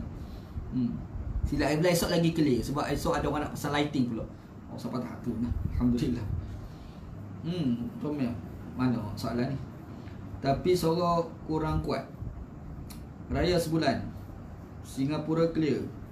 Suara kurang kuat. Calvert, Bandil. Kelantan panggil Kalbok. Adakah Nabi Yaakob dan anak-anaknya asal tinggal di Palestin, di Syam? Dalam kitab tafsir semua sebut Asyam. Dia tak sebut Palestin ataupun tidak. Tapi bila kita sebut Syam, Syam ni maksudnya ada 3 negara lah. Pada zaman dulu tu Syam tu luas. Antaranya dalam Syria, Palestin, Jordan. Itu 3 negara tu di bawah Syam. Dulu satu Jadi mereka duduk kawasan-kawasan tu lah. Yang tu tempat Nabi Yaakob AS bersama dengan anak-anak dia. Pada zaman dulu tempat tu kawasan tu dipanggil Kanaan. Tu sebutan dulu gitu. Allah a'lam. Iyakum wal hasad tu hadis tu. Iyakum wal hasad fa innal hasad yakulu al hasanat kama takulu an-narul hatab. Nabi kata jauhi daripada dengki, kerana dengki itu akan memakan kebaikan seperti mana api makan daun kering. Daun kering tu kita tengok api makan lagu mana cepat kan. Lagu tu lah kalau orang berdengki batu tak boleh dengki. Wallahualam. Kalau dosa kecil tapi dibuat selalu boleh jadi dosa besar tak Ustaz? Betul. Kita dosa kecil, kita lazim selalu duk buat lah sekali jadi dosa besar juga. Sebab tu kena hindari. Wallahualam. Walhamdulillah. Baca beres, alhamdulillah. Zainab Sabri Mahmud, alhamdulillah. Haji Yusri, Abang Yusri Hasan, salam Ustaz. Apa beza live Facebook dengan kuliah berdepan dengan jemaah? Macam mana Anda, dia kalau ada power ramai ni, kita tengok orang punya emosi, tengok muka orang kerut dahi, faham tak faham kan. Tapi kalau live Facebook macam ni, tengok muka sendiri, tu yang biasa. Tengok muka sendiri macam kita ceramah depan cermin macam tu kan. Tapi kalau kita ceramah depan orang, kita tengok orang senyum, orang dia ada respon, dia ada respon. Sebab tu bila kita ceramah depan orang ni, kadang-kadang kita ada idea nak buat kelakar tu ada, kadang-kadang nak panggil Pak Haji tu ada begitu. Tapi kalau cakap seorang ni tak ada cakap macam ni lah, macam cakap cermin kan. Dan kita pun nak gurau pun tak reti. Jadi kita cerita poin-poin penting itulah poin-poin penting pun sejak lebih juga kita ada cerita begitu. Allahuakbar. Jamil Arif Papar Sabah Kelil, alhamdulillah. Tak ada soalan. Ada lagi soalan? Alhamdulillah. Ada siapa lagi tanya soalan? Silakan. Bismillah.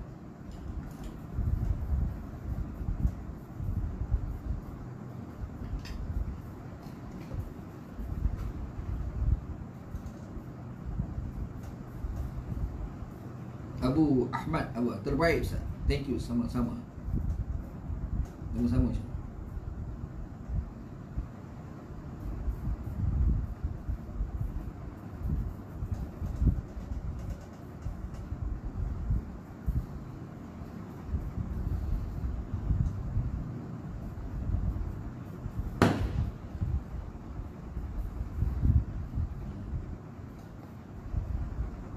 Syalam clear Haji Hamdan.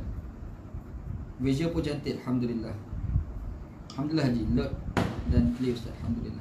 Apa maksud talaqi? Adakah FB Live dikira sebagai talaqi? Talaqi ni, asal kalimah talaqi ni berjumpa, bertemu.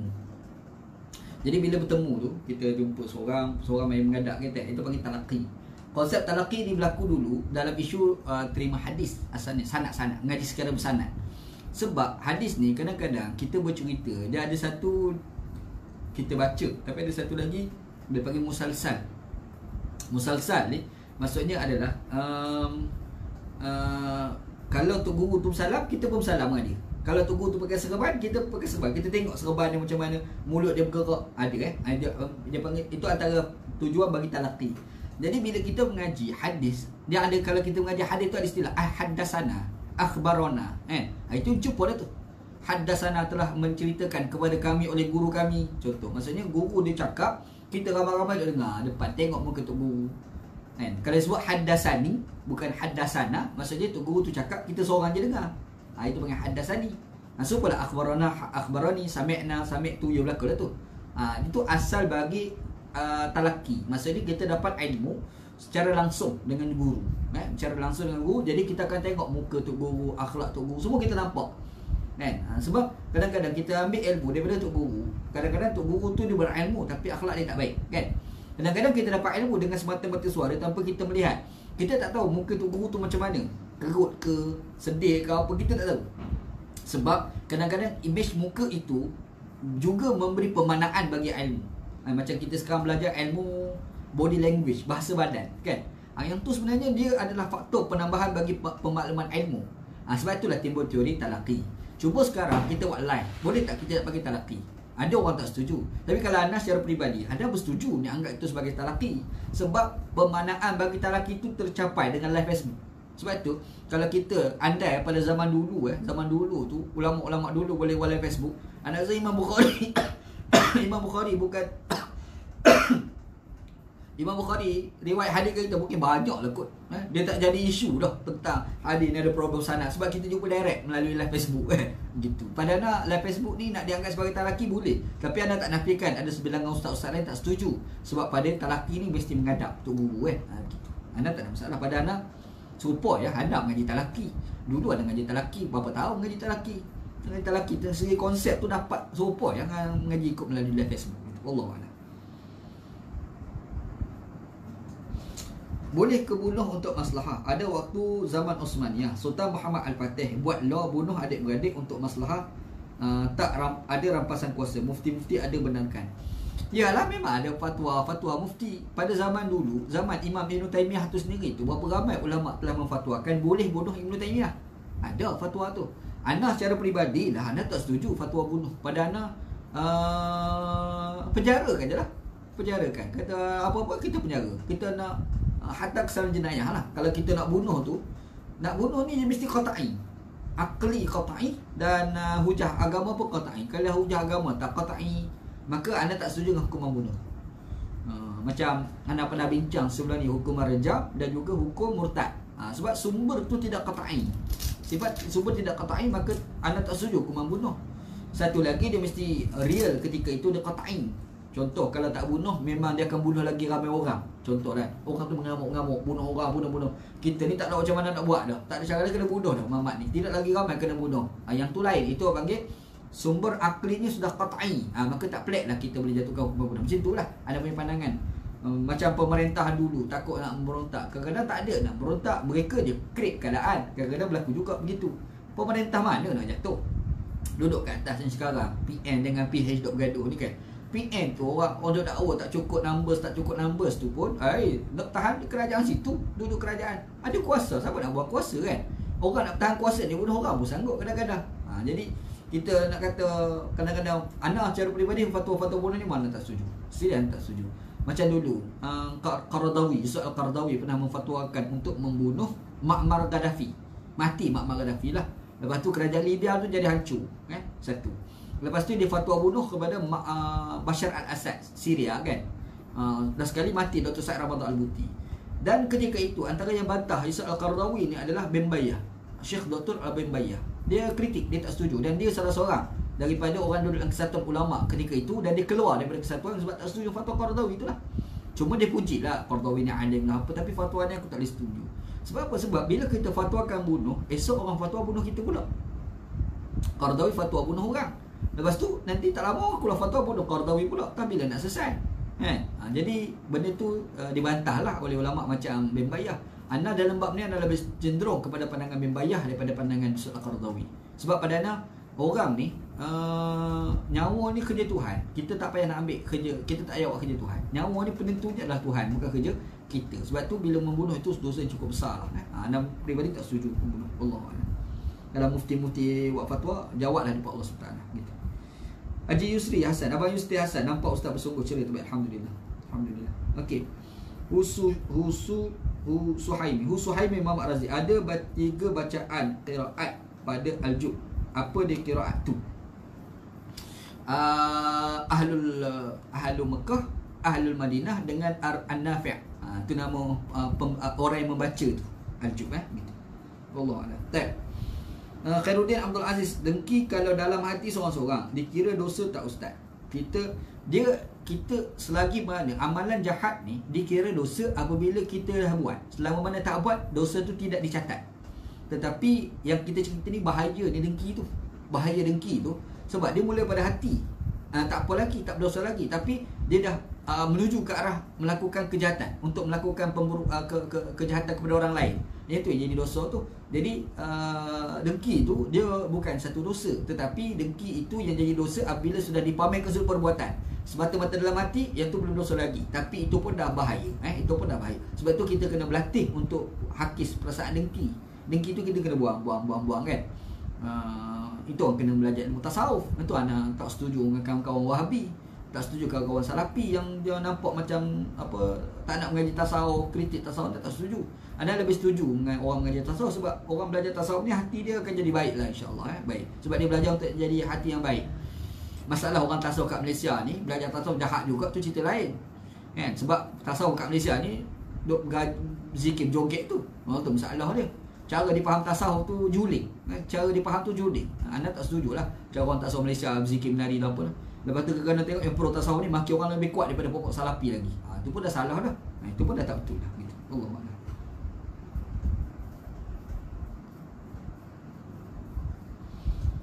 Ada waktu zaman Osmaniyah Sultan Muhammad Al-Fatih buat law. Anda tak setuju bunuh-bunuh. Perang cerita lain. Perang ni tak boleh nak elak. Sebab tu dalam Islam perang tu di bawah kategori darurat. Perang ni memang, perang ni antara konsep dia boleh bunuh orang, tapi dia darurat. Bermaksud dalam Islam bunuh bila sebut darurat ni tuqaddaru biqadariha. Contoh makan babi. Boleh makan babi sekadar jaga nyawa. Dia dah sedap-sedap tak boleh. Sebab itu Islam ajar perang, bunuh mati dah stop. Jangan ada cincang-cincang semua tak boleh. Dah jadi haram dah. Sebab apa? Darurat. Itu isu dia. Kita ni kalau nak melawan seseorang itu dalam perang tu, dalam ramai-ramai kecabuk tu, kita tak bodoh. Kita pergi potong tangan dia saja, kaki dia saja pun dah cukup dah. Maka jangan bodoh. Potong tangan atau kaki lah. Itu je. Perang tu lain, cerita lain. Dah tak ada cara lain, kita kena bunuh. Bunuh lah. Itu. Tapi kalau kita saya fatwa bunuh, anda memang tak setuju. Fatwa bunuh macam fatwa Qaradawi terhadap Muammar Gaddafi, anda tak setuju. Sebab pada anda dia boleh merosakkan masyarakat lagi. Sebab itu negara Arab ni tak aman. Negara Arab ni masalah besarnya, mufti yang mulut celupa ni ramai. Mufti mulut celupa, bunuh orang sana, bunuh orang sini. Apa benda tahu? Last kali perang. Sebab tu nak cari keamanan kat negara Arab tak jumpa. Nak cari keamanan pergi cari dekat negara sekular tu lah. Cari dekat Sweden. Jumpalah keamanan tu. Sebab apa? Sebab orang agama mulut celupa tak ada. Tak ada celupa-celupa ni. Kerajaan dia pun tak bagi orang agama bercakap-cakap celupa. Kalau ada tangkap gitu kan. Negara Arab tak ada ulama dia cakap celupa. Fatwa bunuh sana, fatwa bunuh sini. Macam dekat Mesir masa jatuh Morsi dulu. Yang pergi fatwa bunuh orang-orang ikhwan dia ulama Azhar. Ahli Jumaah dia fatwa. Dia lah alim ahli Jumaah lah. Apa sebab belajar ahli Jumaah ni? Kita kita tak nafikanlah keilmuan dia, tapi fatwa bunuh tu kenapa? Sebab dia tak sealiran dengan Morsi. Padahal tak betul. Anda secara peribadi tak setuju. Sebab tu bab dia adalah lebih dekat dengan apa yang dibawa oleh Ben Bayar. Iaitu Ben Bayar ni selalu tekan. Bab bunuh ni kita jangan gunalah. Kita guna cara yang lebih baik. Gitu. Wallahualam. Kawasan Arab sana memang banyak perigi semula jadi ke. Di Malaysia susah juga nak jumpa perigi semula jadi. Perigi buatan adalah. Kita cerita ni zaman dulu ni, bukan zaman sekarang ni. Hutan-hutan dulu. Hanya ada kot dalam dulu kan. Sekarang ni kalau kita jalan zaman moden memang susah lah nak jumpa zaman moden kita cerita ni zaman Nabi Yusuf AS ni, bukan cerita zaman sekarang. Wallahualam. Apa beza penyaksian taubat Fir'aun tak diterima dengan isu talqin dengan si mati? Adakah ia dikira bermanfaat pula? Minta penjelasan, terima kasih Ustaz. Apa beza penyaksian taubat Fir'aun tak diterima dengan isu talqin dengan si mati?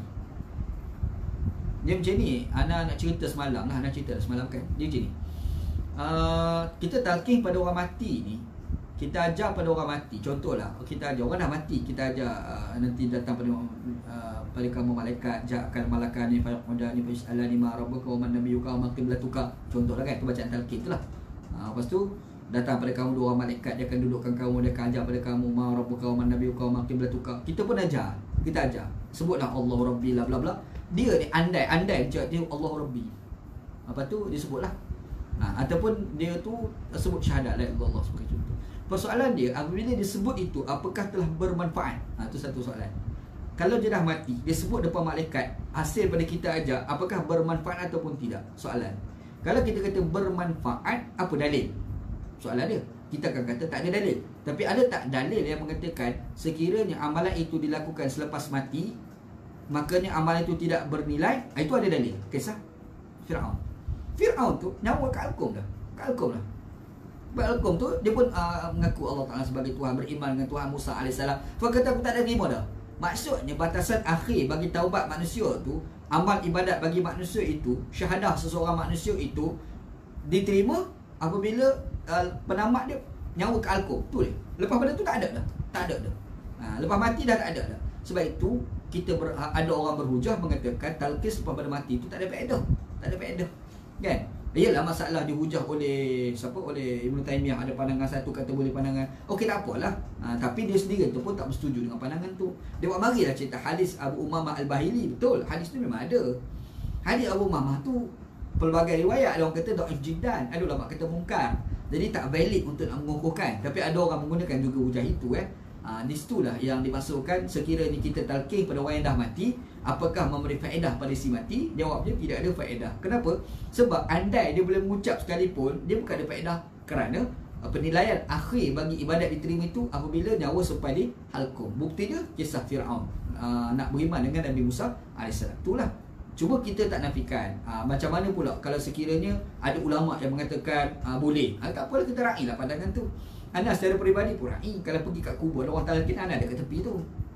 Ada kematian, pergi kat kubur, orang talqin, anda ada tepi tengok. Arwah nenek anda meninggal, ada orang talqin, anda ada kat tepi tu. Orang suruh anda buat, anda kata tak, anda tak buat lah. Anda suruh lah Pak Imam tu buat. Pak Imam tu ada kat tepi tu, kan? Railah, anda peribadi memang tak buat. Sebab anda punya pandangan, pendapat ulama yang kata tak buat itu lebih kuat. Anda pandangan macam tu berdasar pada pengujian yang anda bawa lebih kurang tadi lah. Tetapi bila ada ulama yang kata okey, tafadhal, tak ada masalah apa pun. Sebab tu satu perbezaan pendapat, yang kedua macam mana kita nak meraihkan perbezaan pendapat. Itu kita kena ada lah. Itu anda punya pandangan lah, wallahu a'lam. Haji Yusri, jazakallah khair. Bin Haris, salam Ustaz.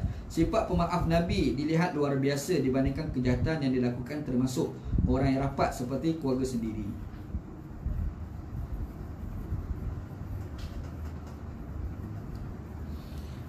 Mana ni? Bagi Machiavelli terlampau baik juga diperalat oleh musuh. Soalan saya, dalam situasi politik semasa, bagaimana untuk kita mengambil pengajaran berdasar kisah Nabi-Nabi menangani musuh yang suka mengambil kesempatan terhadap sifat pemaaf? Saya mengaitkan dengan contoh tokoh seperti Usman. Maaf, soalan berkaitan politik. Ya. Ana punya kalau kita tanya Ana pernah cakap kat beberapa kawan-kawan PKR, dia kata ahli politik, antara kelemahan ahli politik itu adalah apabila terlalu pemaaf. Itu pun satu kelemahan. Itu apabila orang mudah manipulit dia balik lah. Dan benda ni pun berlaku pada orang lain. Sebab tu pada Ana Ibrahim ni pemimpin yang lemah sebenarnya. Lemah kerana terlalu memaafkan. Dia maaf sangat pada Azmin. Last sekali Azmin yang jatuhkan dia lah. Ana nampak macam tu lah. Ana tu satu part lah. Satu lagi, macam mana orang main politik ni, yang pertama dia perlu baik, tapi dia kena ada satu lagi, dia kena licik. Orang politik ni dia kena baik dan licik. Tapi kalau dia tu tak licik dan dia baik, dia kena jual. Anak orang misal contoh, Allah raham Tunku ni Aziz, dia baik dan dia licik. Sebab tu dia susah kena jual. Kena juga, tapi tak ketara juga, tak ketara sangat lah kan. Sebab tu dia kena baik dan licik. Tapi kalau sekiranya dia tak licik dan dia baik, memang dia habis. Anak Ibrahim pada anak tak licik. Anak Ibrahim main politik tak licik. Anak peribadi lah, anak duk tengok. Walaupun dia lah, anak Ibrahim pun kenal anak pun kenal dia, kan. Raya baru ni pun dia hantar WhatsApp selamat raya. Anak pun tak kejut juga macam mana anak Ibrahim boleh hantar WhatsApp kan ucap selamat raya kan. Jadi maksudnya anak baik lah dengan family anak Ibrahim tu. Tapi kalau orang tanya anak secara jujur, anak saya anak Ibrahim tak licik main politik. Anak Ibrahim ni dia hebat sebab karismatik. Dia hebat sebab jadi karisma. Orang dengar dia bercakap tu sedap. Bila orang dengar dia bercakap, orang rasa nak tiru dia bercakap. Tapi kelicikan politik tak ada pada anak. Kalau ada pun sikit sangat. Yang licik ni betul, tu licik. Allahyarham Tunku ni Aziz, itu licik main politik. Itu anak punya pandangan lah. Wallahualam. Salam Ustaz Zulhilmi, orang Pasir Mah. Boleh ke cerita sikit perihal Haji Yusuf As-Saqafi? Adakah dia seorang penzalim? Haji Yusuf As-Saqafi ni panjang cerita dia. Dia seorang pemerintah lah pada zaman Khalifah Umawi dulu. Dalam banyak kitab-kitab menyatakan dia ni adalah orang jahat, zalim, bukan jahat lah, zalim. Dia bunuh orang. Dikatakan dia memberi arahan untuk membunuh sahabat yang bernama Abdullah bin Zubair. Itulah ada dakwaan-dakwaan. Cumanya ada sebilangan yang lain tolak, mendakwa bahawasanya Hajjaj ni taklah sejahat yang kita gambarkan. Sebab antaranya ada seorang sahabat yang bernama Abdullah bin Umar pernah semayang di belakangnya. Jadi macam mana sahabat Nabi yang besar boleh semayang di belakang seorang penzalim? Jadi tak masuk akal. Ada orang argue macam itulah. Tapi kalau anak kata boleh terima, tak ada pelik apa pun. Sebab kalau kita buka kitab-kitab fiqh ni, antara yang dibahas oleh ulama adalah boleh ke tidak kita semayang di belakang orang fasik. Macam contoh Syekh Sabit pernah bahas dalam kitab dia Fiqh Sunnah.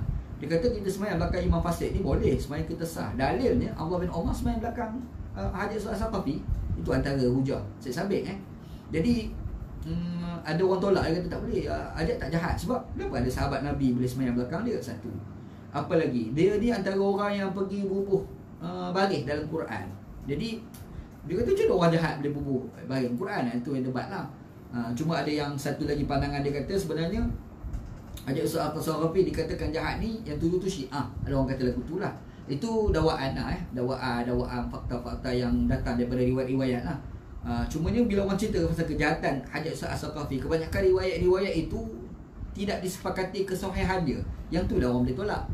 Tapi bila cerita sahabat Nabi Abdullah bin Umar semayang belakang Hajjaj, yang tu nampak riwayat kuat. Tak ada orang pula menyalahi riwayat itu. Tak ada pula orang kata riwayat itu ada masalah. Jadi disebabkan itulah ada orang kata Haji Yusuf As-Saqafi dikatakan sebagai jahat itu tak valid lah, tak valid. Itulah ada debat panjang lah cerita pasal Haji Yusuf As-Saqafi. Sampai ada kitab khusus lah pasal Haji Yusuf As-Saqafi ni. Wallahualam.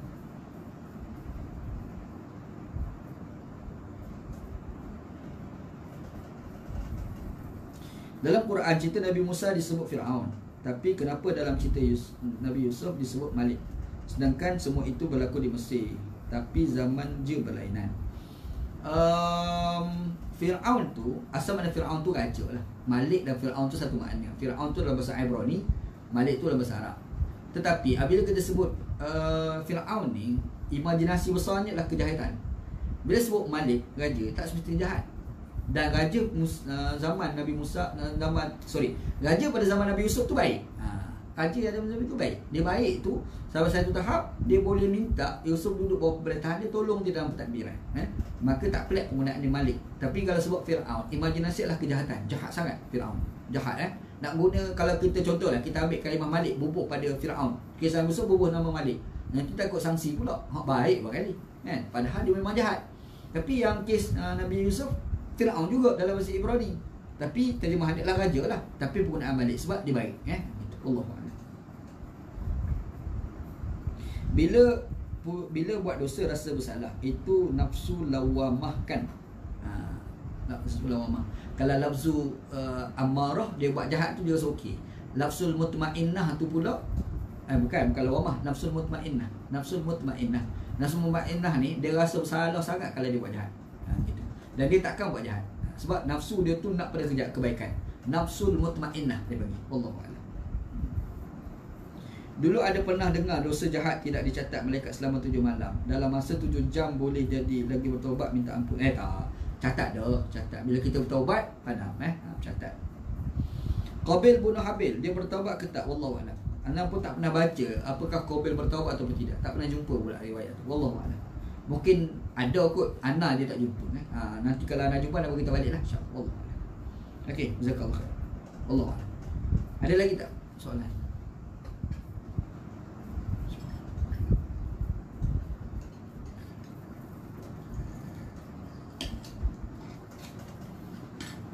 Cerah gambar, nampak comel. Awal pula